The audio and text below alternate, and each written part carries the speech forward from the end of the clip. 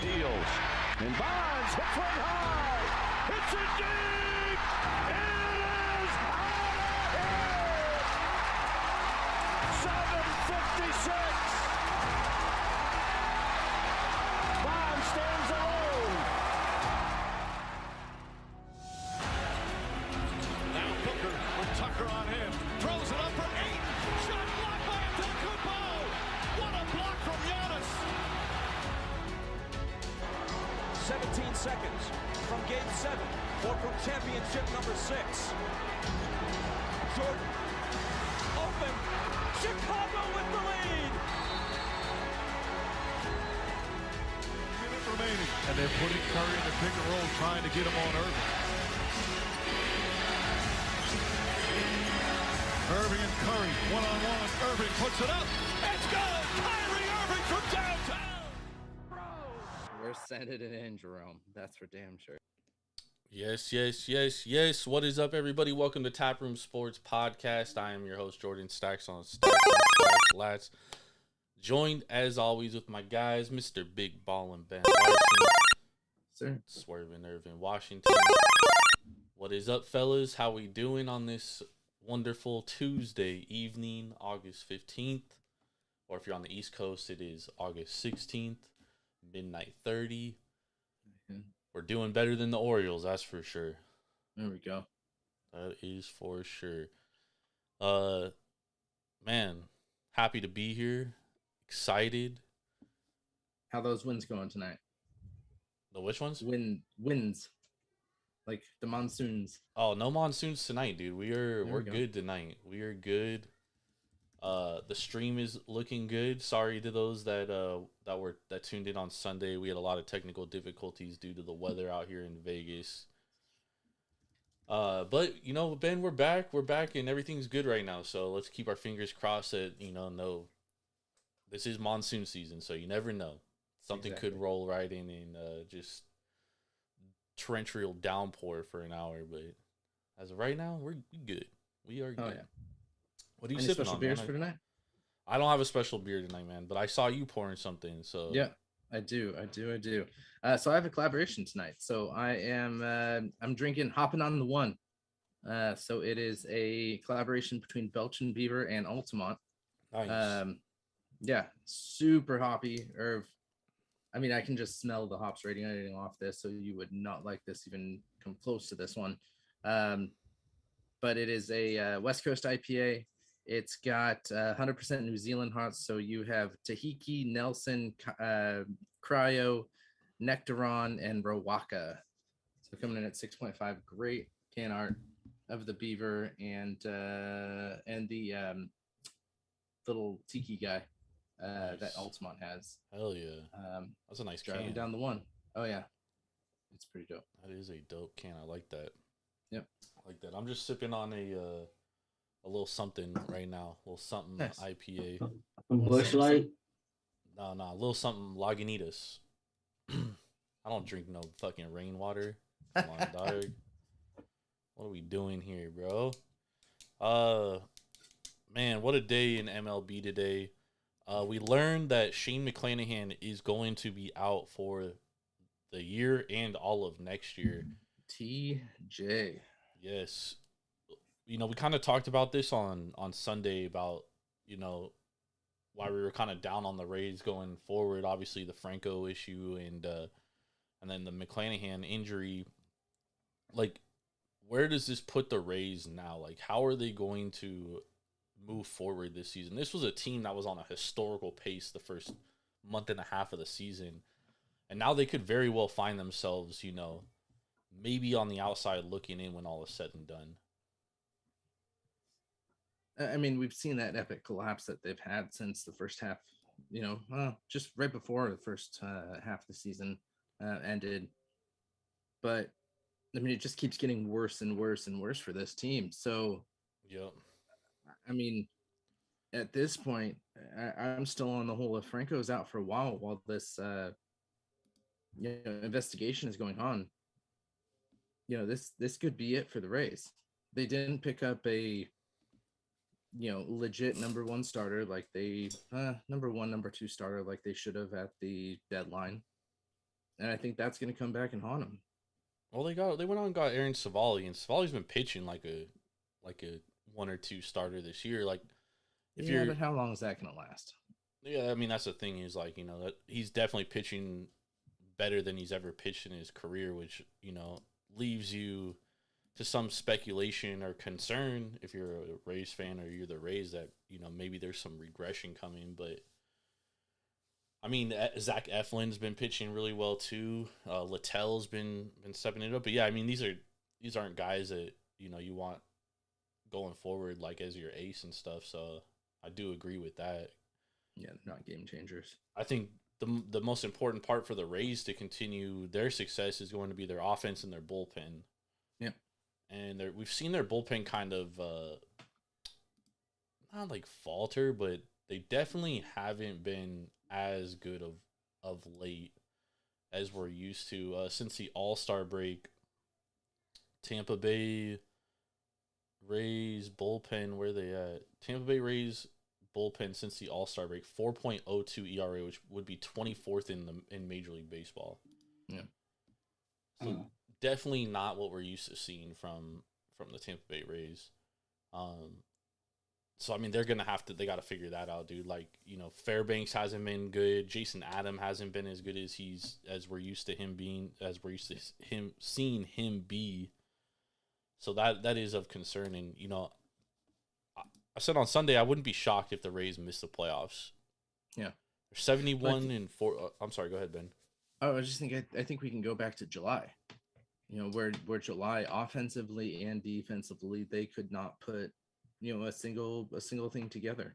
It reminds me of them last year. What's that? Reminds me of them last year. Yeah, them last year. It reminds me of the Padres. It reminds me of a couple teams that just they either have a good pitching day, or the Angels a good pitching day and they can't hit, or they have a good hitting day and they can't pitch. And they're July where they went 8-16. Yeah. Like that can't happen. Yeah, I mean, if you look back to May 1st, the Orioles have a much better record than them too. I think Tampa actually has the third best record in the AL East since May 1st. I think the Red Sox actually have a better record than them as well. Well, that's off the top of my head. Don't quote me on that.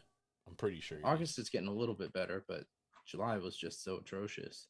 Yeah, August has gotten better for them. But man, dude, I have a hard time seeing this team just like the Rays always play 500 ball, dude. Like, you know what I mean? Like, I don't think they're just gonna like fall off the face of the earth, but you got Seattle that's hot on your tails. Mm-hmm. Toronto picked up a big win against Philly today. Kikuchi's pitching very well. Houston is obviously going to get better, but although Houston did lose Altuve tonight. Yeah, and we don't know how severe that is. X-rays were negative though, so that is good. Yeah, and then Boston's still hanging around too. Yep.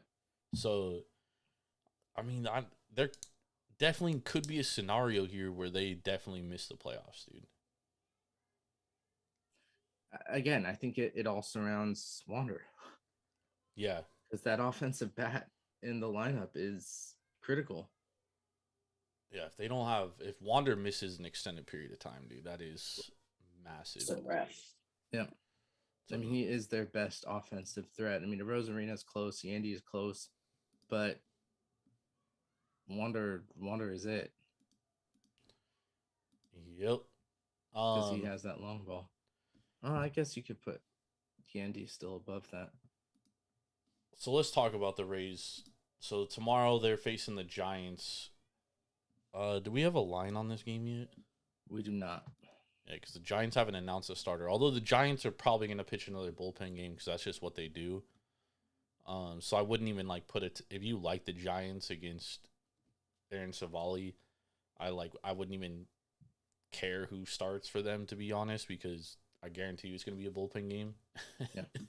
And they do have the best bullpen in baseball since July 19th. Although I continue to wonder like how long they can continue to pitch bullpen games, dude. Like it's got to be taxing for these dudes. Although they do have like, they usually throw like Jakob Yunis for like 4 innings in those bullpen games, and Ishan Minaya and Ross Stripling. So I'm assuming since Mania pitched and Eunice pitched tonight, I'm assuming that Ross Stripling's going to be like the majority of the innings tomorrow. Mm-hmm. So they might start like, you know, Taylor Rogers or Tyler Rogers or one of their other relievers, but I'm assuming that Ross Stripling's going to get a majority of those innings tomorrow. So that's Gotta love those Jags eating up innings. It works for the Giants, dude.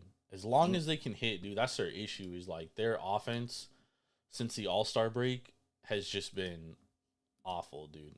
They've been one of the worst teams. I take that back. They've been the worst offensive team since the All-Star break. 64 WRC plus, 123 ISO.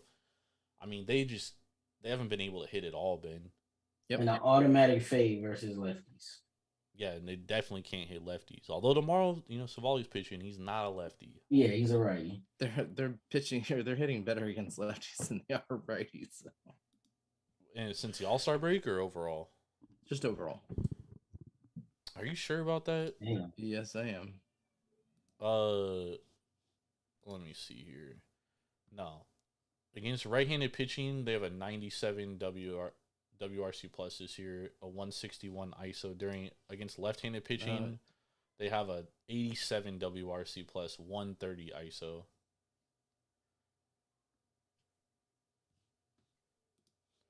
I just think the Giants' problem, in my opinion, at the plate is that all their dudes go up there trying to hit a home run. And it works when you get hot. Like, we saw them get hot in June. They had that, like, 3-week stretch where they were just, like, scorching hot, dude. And they were all smacking home runs. And that fucking dude, Blake Sable, with the fucking glasses looking like fucking, what's his name from The Sandlot? What's that dude's name? Anyways, Blake Sable. That dude was raking home runs, like, left and right, bro. And now I think he's hurt because he never plays either that or that he's just cold. Homer Bailey is probably their best catching option, but that's the thing about the Giants. And maybe tonight we saw their offense turn around. They scored 7 runs tonight against the Rays. Maybe now we've seen their offense kind of turn around and for the better. Because I do think that, like, obviously they're not going to play at a 63 WRC plus level the rest of the year. You know what I mean? Like, they're somewhere in between that. And Aaron Savali, you know, I said before he's having a fairly good year, 2.61 ERA, but he has a 4.59 xFIP and a 4.72 Sierra, hard hit rate of 27%, and his splits, he's actually better on the road this year. But his career, he's actually been notoriously dog shit on the road. That was a huge problem with him and the Guardians last year, was he could not pitch on the road. Him and Cal Quantrill. So that's another thing to look at. Against he actually has pretty even splits against lefties and righties, so he's pitching well against both of them. But what do you guys think about this game tomorrow? We obviously don't have a line, but it's probably going to be like you said, from looking at it from face value. Giants probably throwing the bullpen game. They have a great bullpen. They won 7-0 today.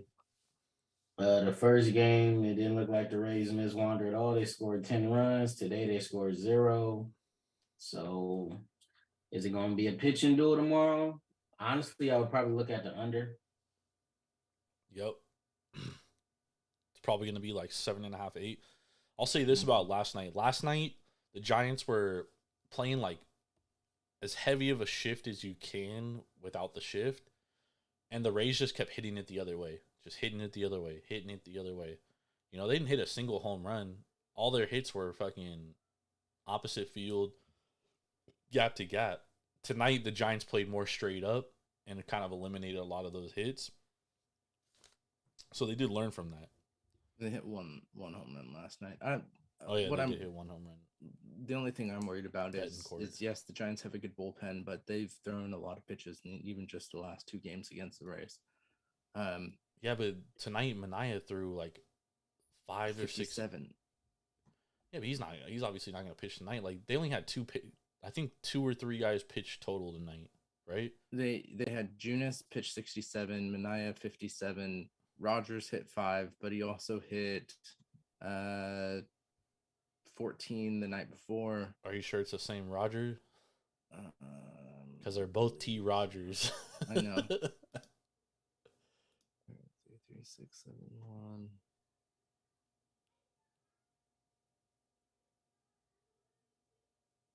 Because I'm seeing so let me damn, I just had it up. So Oh no, the opposite. yeah, it was a different Different route. players, yeah. Taylor pitched Monday, Tyler pitched tonight. Yeah. So Tyler will be available, but then you've got Jackson who pitched 14 tonight. He's Going back definitely to unavailable. Monday's game, you had Walker only pitched 39, Beck pitched 60, Jackson 30, Yeah, this Alexander bullpen is 32. fucking taxed, dude. What's that? This bullpen is taxed. And that's what I worry about. You're gonna have to either go through a lot of pitchers tomorrow, or I mean, they could also call up guys and option guys down to AAA too, and then you also have Camilo Duvall still available as well. yeah, if it's a close game. Yeah, you obviously don't want to burn him if you're getting blown out, but I don't really see a scenario where the Giants get blown out again. If anything, it could be a close game. I'm with Irv. Like I kind of lean the under, although I am gonna have to see what kind of moves the Giants make, because if they don't make any moves, I don't understand who they're gonna throw, because their bullpen: Tristan Beck, Ryan Walker, Scott Alexander, Luke Jackson, definitely unavailable to pitch. Yeah, and then Sean Manaea unavailable. Eunice unavailable. What are we gonna get for the under? Because Monday it was 8.5. Today it was 7.5. So it'll probably be back up to 8.5 is my guess, because of the 12 runs tonight. Yeah, depending on who. Or sorry, 7 runs tonight. Yeah, all from the Giants. Yeah. Yeah, so we'll probably be at 8.5. Maybe even probably 8.5. Let me see if any of the Giants insiders have a lean on who's pitching. Ryan Walker is the opener tomorrow. Stripling after is Walker pitched on Monday. Yeah, but he's only going to go 1 inning.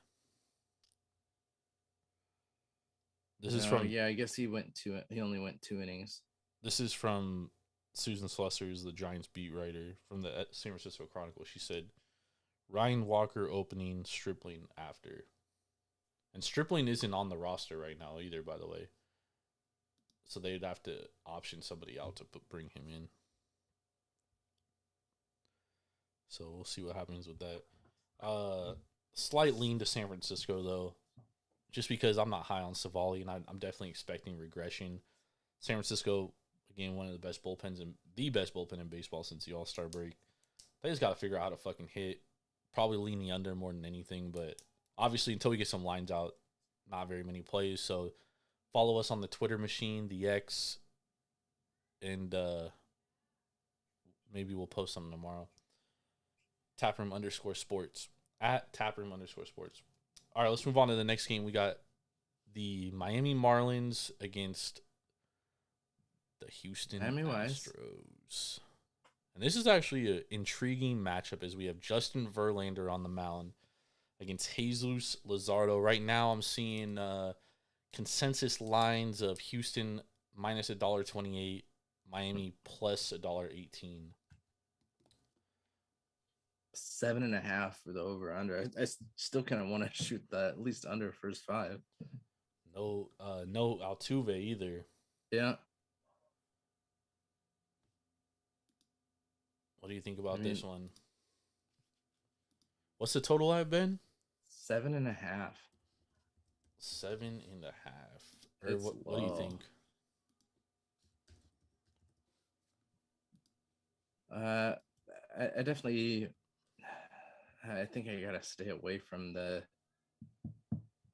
first 5, because that's gonna be 3.5 runs. You can look at a 2-2 ball game and the first 5, and then you're donezo there. So I think with the so you got Luzardo on the hill. I think you gotta go with the Marlins right now. The way the Marlins are going, especially getting plus 120, on the money line there. I think that would be kind of the place that I'd look. Plus 1.5 isn't going to be great value there. But that's just that's just first initial look. Yeah, they had a tough loss today, but I mean they won on Monday against Framber Valdez. Yep. The one thing about the Marlins, dude, is like they have no fear against anybody, dude. Like, and I know it's the Yankees, but the way they won that Yankees game where they came back from 5 runs, I think that sparked something in this team where they're like, yo, we could hang with anybody, bro. And since they've gotten Josh Bell is a 1.10 RPS OPS, dude. The guy's fucking raking, dude. Yeah. Like, it's insane. And, Jesus Luzardo, really good at home. 3.31 ERA. Only a 287 WOBA against, 287 on base. Striking out 99 batters in 81 innings. So, I mean, very high K rate at home. He has a high K rate on the road, too. He just walks a lot more guys on the road for some reason. But, yeah, man, Jesus Luzardo, excellent pitcher. Although he has struggled in the second half of the season this year. 3 games, yeah. He has struggled a little bit. But maybe this is the game where he kind of turns it back around to, where he has been. Because he does have a 3.91 ERA with a 3.63 xFIP. So we are expecting some positive regression. He is coming off games where he had to face Texas and the Yankees or whatever. But he did have to face them. And Detroit has been raking lefties since the All-Star break too. But I'm with you, Ben. I think the Marlins are a little undervalued here. Mm-hmm. I do think so. And Verlander, 3.19 ERA, but a 4.55 xFIP. He has a very low BABIP since July, basically. So a lot of luck has gone his way. So obviously some negative regression coming towards him sometime soon. 4.54 Sierra. And Houston struggles against Miami for some reason. Yep. Looking at the trends. And also, if you look at Verlander's fastball, it's been decreasing all year. His last start was the lowest 93 average velocity on his fastball. Which is kind of intriguing. Could be arm fatigue. Could be. He's getting older. He's definitely old. Yeah. Now I'm looking at it though. I think I might push over. Yeah, this might be an over game. We're at 7.5. The Astros 118 WRC plus against lefties, 187 ISO on the road. Since the All-Star break, Houston 122 WRC plus against lefties, 812 OPS, 262 ISO, which is fucking incredible. The one thing about the Astros too is like they don't have a lot of lefties in their lineup, but they're 2 lefties in Kyle Tucker and Framber Valdez. They both hit lefties really well, so like lefty righty splits don't really matter to them. They both crush left-handed pitching and right-handed pitching. Mm-hmm. Let me see something here. See how the Marlins are hitting fastballs. So I mean, the Marlins are. I like the way the Marlins playing, honestly. I do too, dude. I do too, and I just think this line's undervalued, bro. Well, especially if we have Altuve out, he's gonna be evaluated tomorrow, so he could possibly play. Doubtful, very doubtful. Yeah.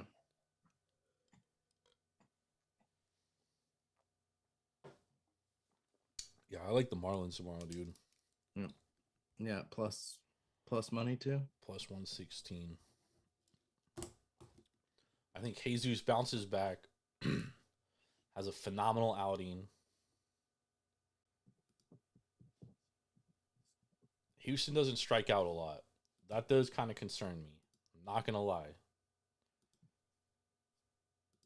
But I do think that Justin Verlander, 4.11 ERA on the road this season. Pretty sure he's faced the Marlins this year too. 'Cause he had to have because he played for the fucking Mets. Verlander, he has not. He has not faced the Marlins this year. Yeah. Interesting. Yeah, just Probably because he was hurt in the beginning of the year. Remember? yeah, very true. Yeah, I just keep looking at this, man. I just Verlander 3.19 ERA, 4.55 xFIP, regression coming. Positive regression coming for Luzardo. I just think Miami is undervalued in this spot for sure. I just think Miami, they're just believing, dude. They take after their manager, man. Skip Schumacher, he was a hell of a fucking player. He was a fighter. He was a dog, dude. He was never the most talented player. He was a grinder, dude. And I feel like they're taking after him. They're taking that mentality. I think I'm also going to push for the over, at least the first 5. I think 3.5 probably. 3. Yeah. I think we can easily see that. I mean, Miami scored all 5 of their runs today. Houston scored 4. Granted, much different pitchers. It was Javier versus. There's a lot of Guido, there's a lot of not inconsistencies amongst the market with the totals. So we got like Westgate at 7.5, juice to the over -120. Bet Online 7.5, juice to the over -122. Bookmaker is 8, juice to the under -120. DraftKings is at 8, juice to the under -115. Circa 7.5, juice to the over -120. Bovada's at 8, -110 both ways. Caesars 7.5, juice to the over -120. Win 7.5, juice to the over -120. South Point 7.5, juice to the over -120.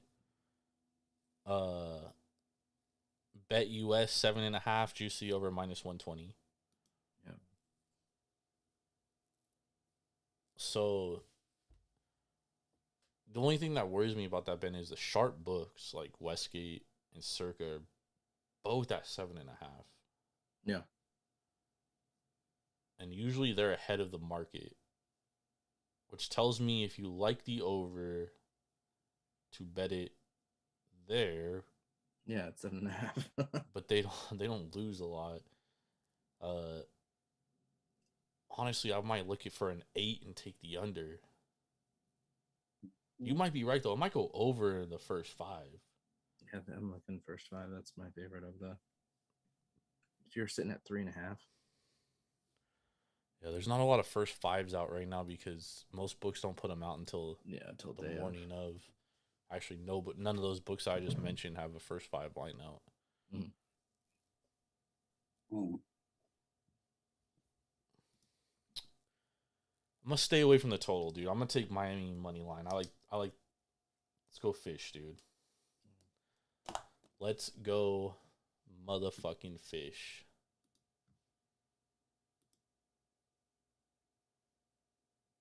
Who lost the game for the Marlins today? By the way, does someone have the box score up? Find out.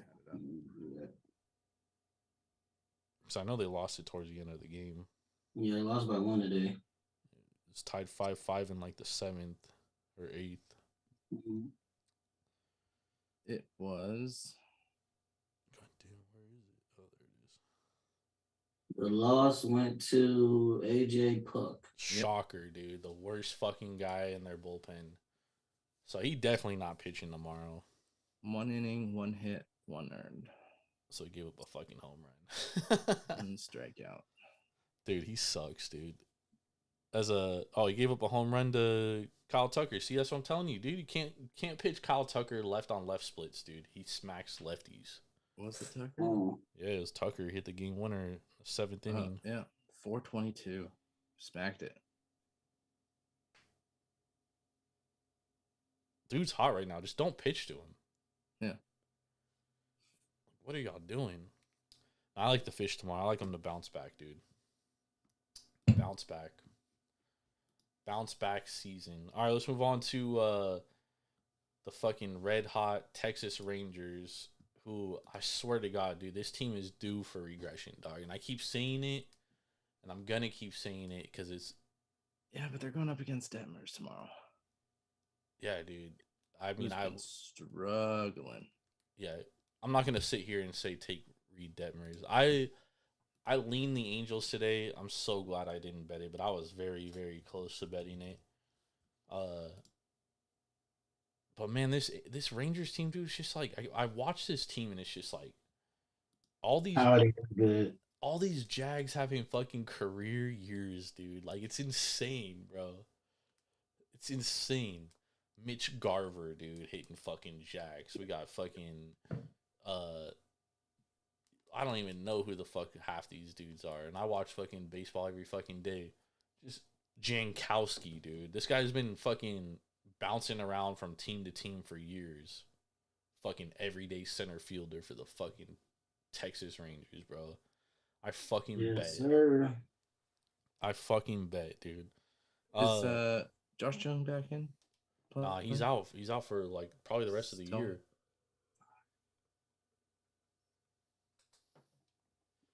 He fractured his thumb, Benny boy.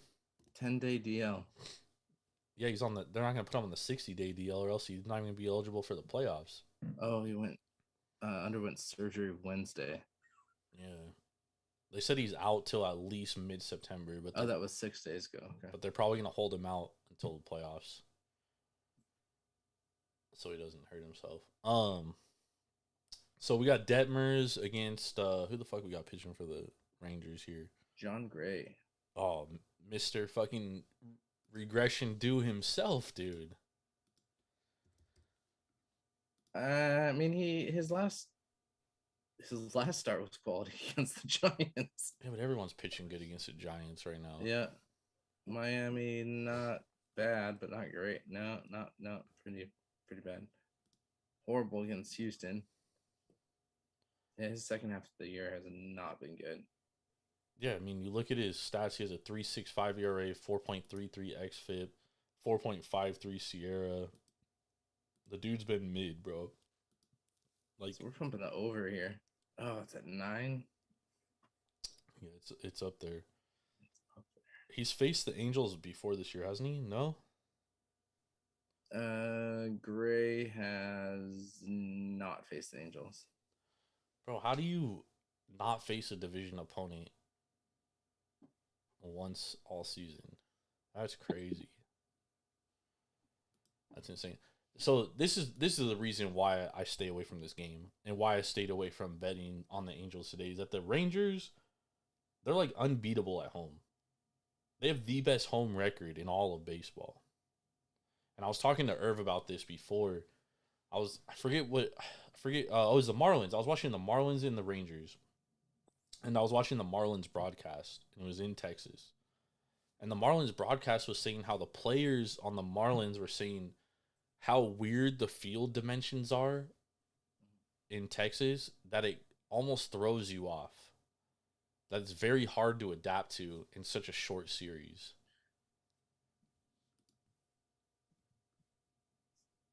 However, the Angels have played here before. John Gray, 4.5 ERA at home this season. Yeah, and looking at Detmer's starts, his second start against Texas, he pitched well. 6 innings, 3 hits, 1 earned. Was it at home? They lost. What's that? Was it at home? At Texas. See, the crazy thing about Detmer, dude, is listen to this, Ben. So, first month of the season, 26 innings, 4.85 ERA. Yeah. May, 19.2 innings, 5.03 ERA. June, 30.2 innings, 2.05 ERA. Yep. 36 Ks in 30 innings. July, 25 innings, 6.12 ERA. Yeah. August, 6 innings, 19.89 ERA. Yeah, and his other start against Texas, he only went 7 hits, 3 earned. They lost both games, 10-1 the first, 6-3 the second. He pitched a pretty damn good game. That was June. I mean, I'd even put a gem on that one, and they lost 6-3. He went 6 innings, gave up only 3 hits, 1 earned run, and 8 strikeouts. Sorry, yeah, 3 walks and 8 strikeouts. It's a hell of a fucking start. That's what I call a quality start right there. There we go. Against Texas, too, a good quality team. An even better quality start. But, I mean, he's just been getting fucking shelled. He has. Since July, dude. Yep, he really has. And since July, he's given up 2 runs, 7 runs, 4 runs, 2 runs, 2 runs, 7 runs, 7 runs. Yeah, 7 runs in his last 2 is rough. And he only went 2 1/3 against Houston. Yeah, it's kind of hard to pick against the Rangers in this spot, honestly. Yep. Well, what's our money line going at consensus right now? Texas -178. So I think you have to take them at run line. Angels against right-handed pitching since the All-Star break, 78 WRC plus 152 ISO. Wow, Texas -178 for the money line. Run line +104. I don't see how this is that close of a game. It's a pretty sketchy run line there. No, I mean, you're right, because it's Josh Jung. Or sorry, John Gray. John Gray. But the Angels haven't been hitting well. The thing about the Angels, dude, is like they go in spurts, dude. Where like they go cold and then they get hot, and then they go cold and then they get hot. Yeah. And they've been cold for some time, dude. Now, tomorrow, after getting their ass beat for fucking 2 games, dude, is tomorrow. It's a go away game, dude. It's the last game of the series. Like, do they have any fucking sort of heart to kind of not get swept, and not only not get swept, but not get swept embarrassingly? I think that's just the nail in the coffin for. Well, I mean, at this point, then I don't think they have a shot at the playoffs. Oh yeah, They're what? and Ohtani. So They're what, 7.5 back now, Ben? they Or are 7? Seattle and Toronto see, both within won the today. division, 13.5. Oh, the division's way out of reach, too. Yeah, within the wild card, they are 8. Yeah. Back. Yeah, they are done. They are absolutely done. But if they have any sort of heart, they show up tomorrow. Now I'm not getting in front of Texas at home, but I do lean, Angels plus 1.5 runs. It's just hard. It's hard to sweep teams, dude. It is. Is Shohei playing tomorrow? Shohei's not pitching tomorrow. He was supposed to pitch, but no, he's not pitching. He's hitting though. Okay. He hasn't been hitting for shit either though. He's been pretty cold. Let's see. 2 in their last 10. Yeah, I think I'm about to take Texas. Yeah. I'm even gonna take 10 at Texas run line. I'm staying away from this game. You guys can have all the fun with this one. I'm just, dude. This Texas team is regressing at some point, dude. And with my luck, I would bet Texas, and they would fucking put up 1 run. Because that's just how it goes, dude. All right, let's move. Texas is gonna put up more on Detmers. They're gonna strike out a lot, but they're gonna put up a lot of runs. I mean, I'm not saying they won't, but it's tough for me to back John Gray, dude. Yeah. Now, pitcher that I love to back. It's tough for me to back this next pitcher. Pitcher I love to back is Mean Dean Kramer. My guy, dude. Most profitable pitcher in all of baseball this season. If you backed him every single game, you're up. If you put $100 on every game, you're up over $1,200. That's how well this man has been I shouldn't say how well he's been, but his team does seem to put up a ton of runs when he pitches. And to be honest, if we're keeping it, you know, if we're keeping it 100%, you take away his first 3 weeks of the season, he has a sub 3.5 ERA, which is respectable. And he also statistically, based on the data, has take a whole month off the season. Well, but Ben, if you recall, the first start that he had was like a nasty weather game where the wind was like blowing out. The final score of that game was like 13-11. Final score of that game was 8-9. Well, same thing. You know, it was a high scoring game. The second start against New York, same thing, dude. Very humid day in Baltimore. The ball was flying out of the park. Another high scoring game. And then same thing with Oakland, and like it was just nasty weather games, dude, that he was a part of. But the thing with Dean Kramer, dude, is that he has statistically top 3 cutter in the game. When that cutter is spotted and he's not throwing balls with it, he's a great pitcher. Great pitcher. Well, and we got to look at San Diego put up 10 runs today. Yeah, they're not going to score again. They're not going to score for another 2 days. So pretty true. How did Juan Soto actually hit the ball today? he got a hit. Okay, yeah. There we go. There's 4 in the last month and a half. Yeah, he got a single. So, hold on, where was I? So since June 2nd, Dean Kramer 4.4 ERA, 4.29 xFIP though, 9K per 9. Ground ball rate 36%. That's the scary part. Is like he is a fly ball pitcher. So if the weather is against him, the ball does fly out for sure. Mm-hmm.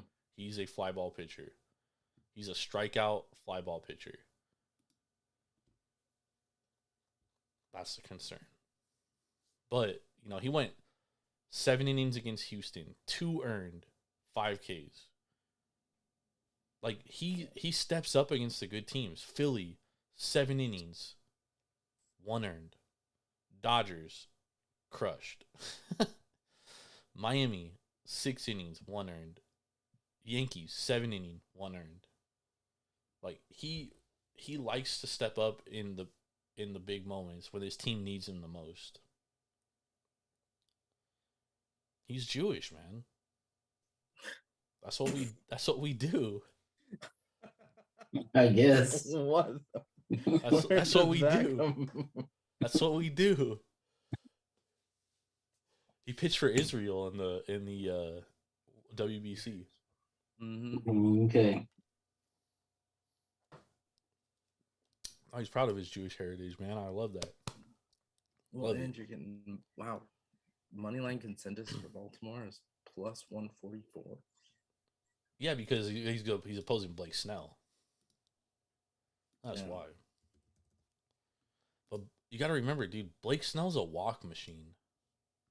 He works himself into a lot of walks. And Baltimore, against left-handed pitching, has one of the highest walk rates in all of baseball at 10%. And they also have their middle of the pack in K rate, 21%. 109 WRC plus, 170 ISO, which is above league average. Definitely hitting lefties better than righties. Yeah, they hit lefties. They hit lefties, dude. I don't think you can not take that value. Yeah, it's insane, especially after getting blown out. Blake Snell, 2.63 ERA, but a 3.62 xFIP, 4.14 Sierra, because he walks a ton of dudes. Mm-hmm. 275 BABIP, but 11.84 K percentage. But this is the thing about Blake Snell. This is the thing. Baltimore's going to work the count, right? Blake Snell barely gets out of the 5th inning, ever. He's gone into the 7th inning 1 time. Yeah. This whole season. And the worst part about the the Padres. Sorry, I didn't mean to shit on your Dodgers. Worst part about the Padres. No, we did. I'm not worried about it. I've accepted a long time ago that I'm on a podcast with 2 Dodger haters. I'm not a Dodger hater. No, he's not a Dodger hater. He really is. No, I'm not. No, He's a Dodger hater when he's talking to me. No, I'm a Dodger hater when I talk to Felipe, because Felipe's a fucking irrational Dodger fan. He hates the Giants more than the Dodgers, so. I do hate the Giants more than the Dodgers. That is facts. Yeah. That is absolute facts. But this is the thing about the Padres. What's the worst part about the Padres team? What's their pitching? The bullpen. Exactly. Their middle bullpen, their middle relief. Getting from the starter to Josh Hader. Josh Hader is great, but they got to get to him. So if Snell only goes 5 innings, dude, you're talking 3 innings of relief with dog shit relievers. Right? I think that's the biggest thing here, because and I think Dean Kramer's going to hold his own, dude. The Padres, go through all their scores, bro. When they score 10 runs or more, when they score 5 runs or more, they do not score more than 3 runs the next game. They just don't. They don't do it. And tonight, the only reason why they scored a ton was because fucking Jack Flaherty, 2 outs, walks the bases loaded, and then serves up a fucking meatball grand slam, dude. What the fuck are we doing, man? Game over. Ben, can you pull up the Padres scores for the season? Let's just go back to June. Hold on. I was looking at something else, but I will pull that up right now. And what's the best time to back a good team? The best time to do it is when they get blown out. The game after they get blown out. Okay, we're going back to June. Yeah, let's go back to June. Let's go through their scores. 8 runs, then they dropped to 4. Then they dropped to 4. Then 6. Who are they playing? Philly. Philly, all right. They won against Toronto 9-1. Then they come back and put up a 2 spot. Yep. And then a 4 spot. They put up 14 on Detroit. They come back the next day. They put up 1. That's the Padres. They put up 7 against Texas. Come back the next day. 4. The day after that, 5. Okay. Colorado, they put up 11 runs. Next day, the Dodgers, they put up 5. They had like a day off in Dodgers, between that, though, yeah? Yes. Dodgers, they put up 8 runs, and the next day they come back and put up 2. And then 7, but they let 13 go. Arizona, they put up 10 runs. The next day, they put up 0. Baltimore, today, put up 10 runs. Tomorrow. I'm loving this trend. Take Baltimore to the bank tomorrow. Yeah, plus 145. Yeah, I don't care who the fuck's pitching, dude. And I love, dude, Dean Kramer's getting us home, baby. I don't even give a fuck. Mean Dean Kramer. When we look at what I was looking at before you asked for that was these last 2 games. In game 1, Darvish, pitched 7 innings. So they didn't really go into the bullpen much. Cosgrove, 17, Garcia, 11 pitches. Today, a little bit more. You had Waka pitch 5. Wilson pitched 24 pitches in 1 inning. Barlow, 24 pitches in 2 innings. Garcia, 33 pitches in 1 inning. Yeah, but the thing is like all those relievers suck. Yeah. Well, but all of their relievers suck. But except for Hader. Yeah. But they used, I guess it's only 5 and 4 because Garcia saw pitches in both games. But yeah, so he's definitely Garcia's definitely out. Yeah. Which is probably a bad thing if you're an Orioles backer for sure. But that means Nick Martinez is available, and that dude loves to serve up fucking meatballs, dude. Yeah. So we'll definitely probably see him tomorrow. But you know what, dude?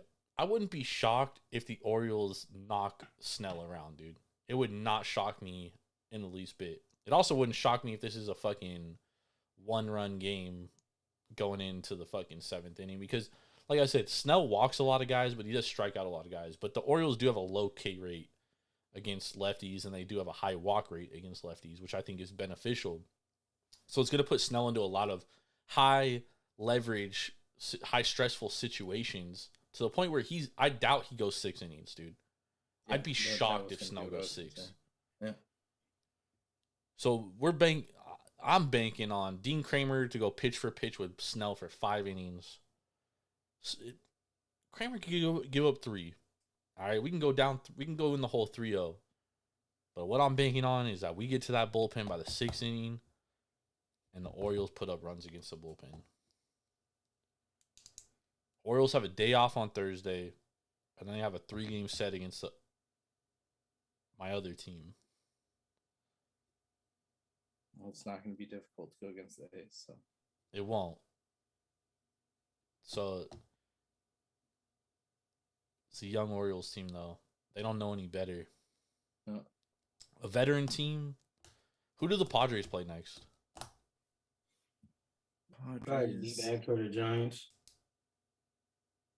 The sad thing about the Padres, dude, is like everyone keeps losing and keeps leaving them in the fucking wild card race, and they just Padres losing. play Arizona next. Okay. They're going to be back in it. Nah, Arizona won tonight. Yeah. They've won. Came back and won. Yeah, they've won 2 of their last 3. Yeah, they'll probably split that 4-game series. And then they play the hot Marlins. The Padres do? Yep. At home? Yeah. And then they go to Milwaukee, St. Louis. Damn, hey, don't look now, bro, but Cardinals only 8.5 back in the wild card race, dude. I'm trying not to joke, but like, dude, I'm dead ass serious, dude. Like, this team's playing some good baseball right now. I know they're playing the A's, but bro, that team can hit with the best of them, bro. If they get any sort And of, they just played the Royals before. Come on. dude, the Royals are Come on. like arguably the hottest team in baseball this Come month, besides the Dodgers. Okay, so St. Louis goes and plays New York, then Pittsburgh, Philly, San Diego, Pittsburgh, Atlanta, Cincy, Baltimore, Bro, Philly, Cardinals are making the playoffs, bro. Milwaukee, San Diego, Milwaukee, Cincinnati. Cardinals are making the playoffs. Dude, they have a shot, Ben. Everybody except for the A's have a shot. Come on. You just read off their schedule. What does Fangraphs have their percentage at to make the playoffs?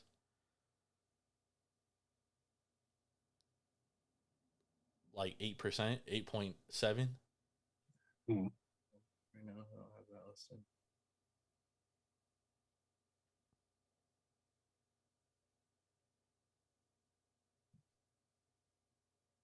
Can't wait to hear this. Playoff odds. It's got to be around 8 to 10%. Let's see. Cardinals to make the playoffs. What is it? 0.7%. Damn. Yeah. Never mind. Hey, if they go on a streak, they win 20 in a row, dude. Who knows, bro? Yeah. They've won 3 in a row. 17 more. Let's get it, Redbirds. Well, they're not playing the A's 17 more times, so. Nah, but they play Pittsburgh. They play San Diego. They play Okay. a lot of Six shitty against teams. Milwaukee, though. It's gonna be the tough one. Yeah, the thing about Milwaukee, dude, is like they beat up on bad teams and the Reds, and then they lose to good teams. That's true. Reds have a 20.9% chance of making the playoffs. What are the Cubs at? 49.6. Yeah, the Cubs are definitely making the playoffs. I think the Cubs are going to win that division. Because, like I said, Milwaukee, Who does Milwaukee play? Do you have their schedule up, Ben, by any chance? I can pull it up. My Giants, 69%. Not if they keep hitting the way they've hit since the All-Star break. They got no fucking shot.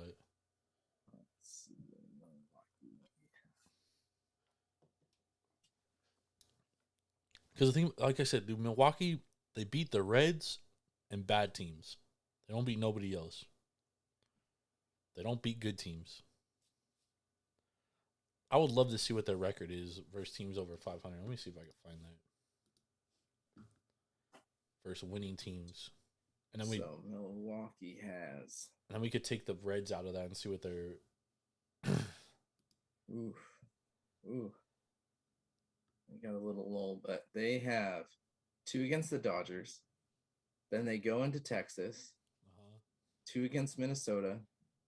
3 against San Diego. Yeah. 3 against Chicago. 3 against Philly. Oh, lost me. 3 against Pittsburgh. 3 against New York. 4 against Miami. 3 Washington. 7 St. Louis. 3 Miami. 3 Chicago. They got a pretty tough schedule. They do. And Zoom doesn't want to turn my camera on, so I guess I'm gone. I'm gone. We can still hear you. Yeah. We don't need to see your ugly ass. Damn straight. I'm just playing. Damn, dude, I can't find what the Brewers' record is versus teams over 500. But I'm telling you, dude, their record versus winning teams has to be bad, especially if you take the Reds out. Because I'm pretty sure that's like the only winning team they've beaten consistently. Yeah. Like, they went into Atlanta, got fucking... Not only did they get swept, dude, they got fucking murdered. Like, that shit wasn't even close, dude. And then today they lose 6-2 against the Dodgers. And it was 1-1 in the 6th inning. Yeah, dude, they got fucking... Who blew the game for them? Irv, I wasn't watching. Well, Hauser gave up 2 runs, and it was 1-3. They took him out, and then those next 2 relievers just gave up like 5 singles in a row. Jesus Christ. Yeah, dude, they just do not beat good teams, bro. Like, they just don't. And outside of Devin Williams, it's like Payams has had his moments, but dude, team just struggles, man. Will the Dodgers ever lose another game this season? That's the question. Bro, they've won like how many in a row? Shit. They've only lost 1 game this month, I think. Yeah. Also the Padres.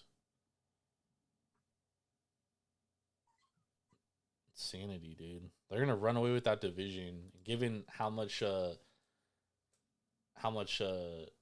injuries they've had, dude. It's pretty impressive. Especially because we said they were going to get like potentially 3rd in that division. No, you said that. We said that. No, you said that. We said San Diego was going to take the division. I never picked San Diego to win the division. No, you picked Arizona. I picked the D-backs, yes. Yeah. That's cooked. That's officially cooked after the last month they had. Yeah. We had Arizona and San Diego, and then I mean, to be honest, we had LA missing the playoffs.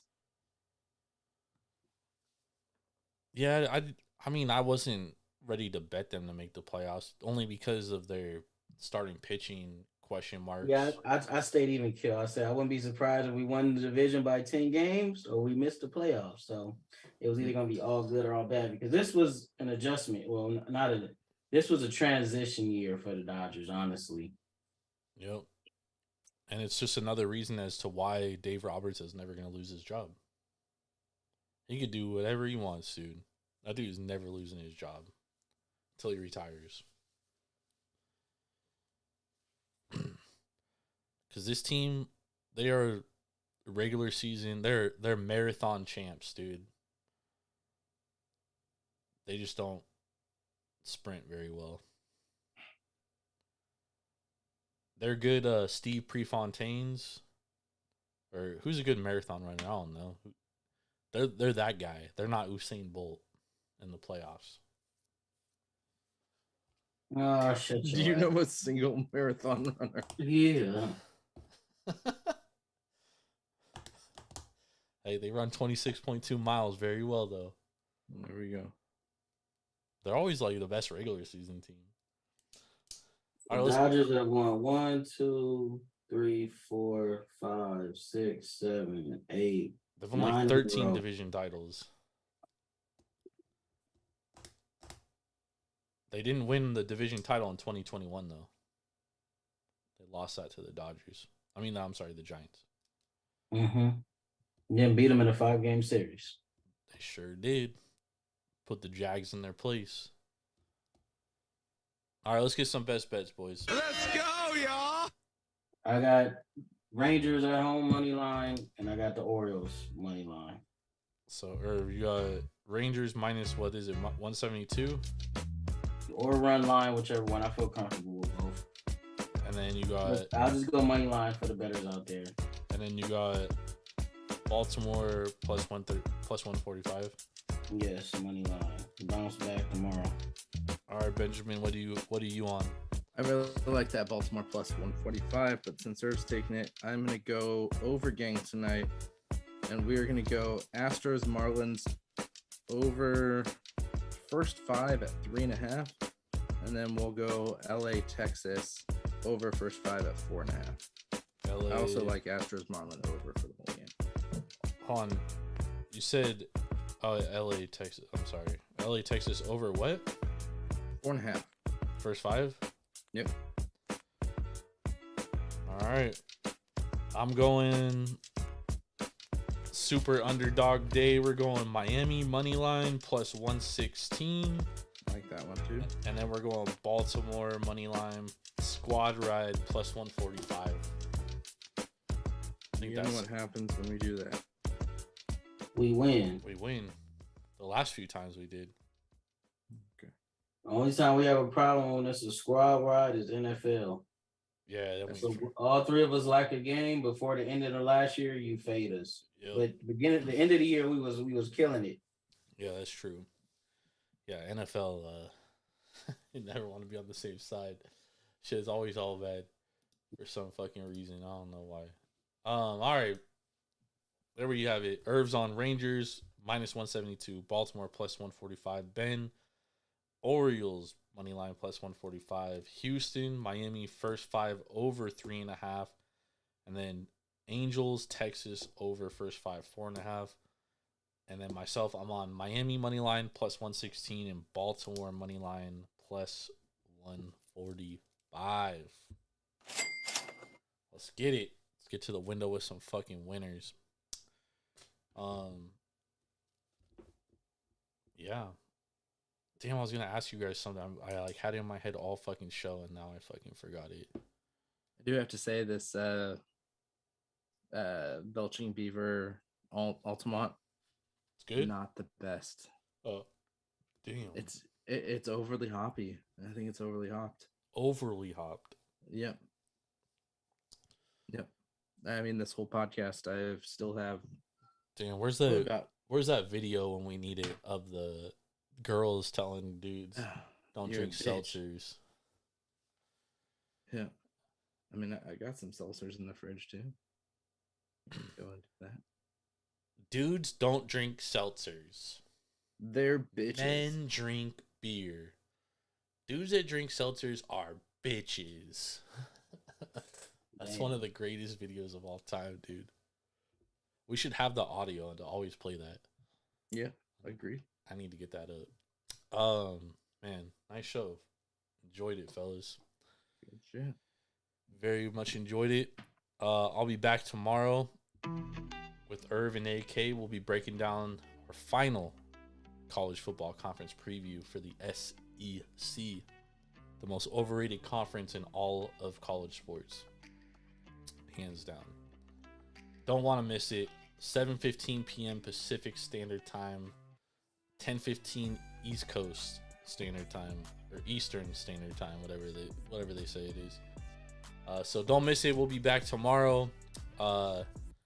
Make sure to follow Irving on Twitter at SwervinIrving TSP. Follow myself at Jordan Rules TSP. Follow the podcast at taproom_sports. Hit us up on Twitter at Taproom Sports Podcast. TaproomSportsPodcast.com. We appreciate y'all. We love y'all. All podcast platforms. Tell a friend. We'll see y'all next time. We out of here. Peace.